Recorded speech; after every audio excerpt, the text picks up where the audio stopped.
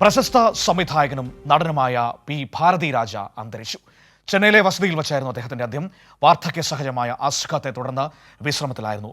തമിഴ് സിനിമയിൽ പുതിയ മാറ്റങ്ങൾ കൊണ്ടുവന്ന സംവിധായകനാണ് ഭാരതി രാജ.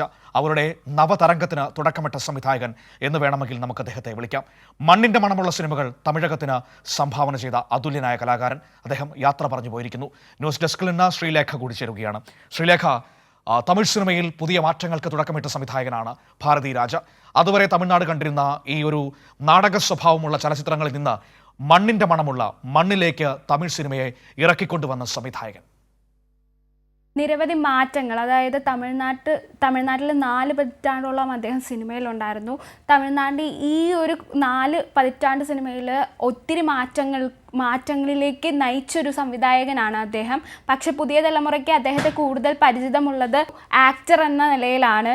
കാരണം അദ്ദേഹം അഭിനയിച്ച മിക്ക സിനിമകളും, അത് തിരുച്ചിത്രപ്പലമായാലും പല സിനിമകളിലും അദ്ദേഹം അഭിനേതാവ് എന്ന നിലയിലാണ് പുതുതലമുറയ്ക്ക് പരിചയമെങ്കിലും തമിഴ്നാട്ടിലെ സിനിമകൾ മനു പറഞ്ഞതുപോലെ തന്നെ നവതരംഗത്തിലേക്ക് നയിച്ച, അതായത് സ്റ്റുഡിയോയിൽ രാജകീയമായ നാടകങ്ങൾ പോലെ അവതരിപ്പിക്കപ്പെട്ടിരുന്ന സിനിമയെ പുതിയ തലത്തിലോട്ട് മാറ്റി അതിൽ കൂടുതൽ പുതിയ കഥകൾ ഉൾപ്പെടുത്തി മനുഷ്യൻ്റെ ജീവിതവുമായി, അതായത് പണ്ട് രാജകീയമായിട്ടുള്ള കഥകളും വിശ്വാസ കഥകളും അങ്ങനെ പുരാണ കഥകളും പറഞ്ഞിരുന്ന തമിഴ് സിനിമയെ മനുഷ്യൻ്റെ ജീവിതകഥകളിലേക്ക് നയിച്ചൊരു സംവിധായകൻ എന്ന നിലയിൽ അദ്ദേഹം വഹിച്ച പങ്ക് വളരെ വലുതാണ്. അദ്ദേഹത്തിൻ്റെ മിക്ക സിനിമകളും എന്ന് പറയുന്നത് തമിഴ്നാടിൻ്റെ ഗ്രാമീണ സിനിമകളാണ് അദ്ദേഹം സംവിധാനം ചെയ്തിട്ടുള്ള മിക്ക സിനിമകളും എന്ന് പറയുന്നത്. അതുപോലെ തന്നെ തമിഴ്നാട്ടിലെ ജാതി വിവേചനത്തെക്കുറിച്ച് സംസാരിച്ച സംവിധായകരിൽ ഏറ്റവും പ്രധാനപ്പെട്ട ഒരു വ്യക്തി കൂടിയാണ് അദ്ദേഹം.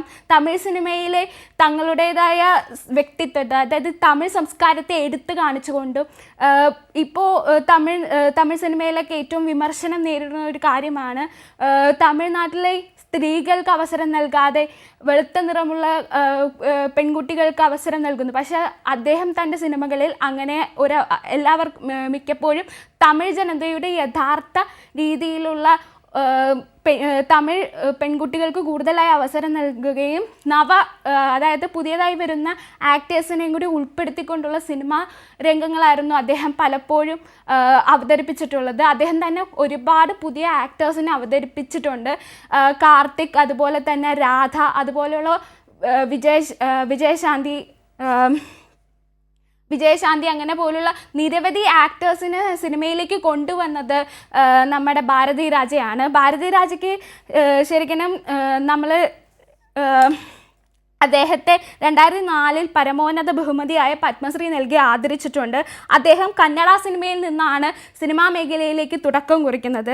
ആദ്യ ചിത്രം അദ്ദേഹം ആദ്യം എഴുതി സംവിധാനം ചെയ്ത 16 വയതിനിലെ എന്ന ചിത്രം തമിഴ്നാട്ടിലെ ആദ്യ സക്സസ്, അതായത് സാമ്പത്തികമായി വിജയിക്കുന്ന കളർ ചിത്രം എന്നൊരു പദവി കൂടെയുണ്ട്. ഇന്ന് വരെ ആ ഒരു ചിത്രത്തെക്കുറിച്ച് ഇന്ന് വരെ പല സിനിമാ സ്നേഹികളും വീണ്ടും പഠിച്ചുകൊണ്ടിരിക്കുന്നതും ആ ഒരു മാറ്റത്തെ, തമിഴ് സിനിമയുടെ ചരിത്രത്തെ മനസ്സിലാക്കുന്നതിന് എപ്പോഴും റെഫറൻസ് ആയിട്ട് ഉപയോഗിക്കുന്നതുമായ ഒരു ചിത്രമാണ് 16 വയതിൽ. അങ്ങനെ ഒരുപാട് നേട്ടങ്ങൾ നമുക്ക് എടുത്തു പറയാനുണ്ട്. അദ്ദേഹത്തെക്കുറിച്ച് പറയുകയാണെങ്കിൽ 6 ദേശീയ അവാർഡുകൾ, ഒപ്പം തന്നെ പത്മശ്രീ കിട്ടിയ ഇതിഹാസ കലാകാരൻ, ഫിലിം ഫെയർ അവാർഡുകൾ, തമിഴ്നാട് സ്റ്റേറ്റ് അവാർഡുകൾ 6 കിട്ടി. അങ്ങനെ ഒരുപാട് നേട്ടങ്ങൾ എടുത്തു പറയാനുണ്ട് ഭാരതി രാജയെക്കുറിച്ച് പറയുമ്പോൾ.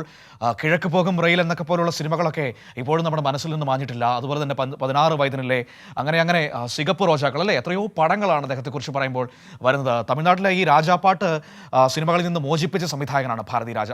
ആ രീതിയിൽ അടയാളപ്പെടുത്തുന്ന ഒരുപാട് കഥകൾ പറയാനുണ്ട് ഭാരതി രാജയെക്കുറിച്ച്. ഇപ്പോൾ ലാസ്റ്റ് നമ്മൾ അദ്ദേഹത്തെ മലയാളികൾ കണ്ടത് തുടരുമെന്ന് പറയുന്ന സിനിമയിൽ മോഹൻലാലിൻ്റെ ഗുരുവായിട്ടല്ലേ, ഒരു സ്റ്റണ്ട് മാസ്റ്ററായിട്ട് ഗുരുവായിട്ട് നമ്മൾ കണ്ടു. വളരെ നാച്ചുറലായിട്ട്, വളരെ ഭംഗിയായിട്ട് ആ വേഷം ചെയ്തിങ്ങനെ നമ്മുടെ ഇടയിലൂടെ അങ്ങനെ കടന്നുപോയ ഒരു മനുഷ്യൻ. നമ്മളെപ്പോലെ തന്നെ കണ്ടു കഴിഞ്ഞാൽ ഒരു സിനിമാക്കാരനാണെന്ന് ജാടയോ ഭാവമോ ഒന്നുമില്ല.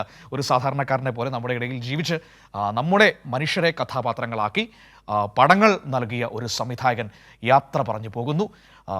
ഭാരതി രാജയ്ക്ക് നമ്മുടെ എല്ലാ സ്നേഹ പ്രണാമങ്ങളും അർപ്പിക്കുകയാണ്. വിവരങ്ങളാണ് ഇപ്പോൾ ശ്രീലേഖ ന്യൂസ് ഡെസ്കിൽ നിന്ന് നൽകിയത്.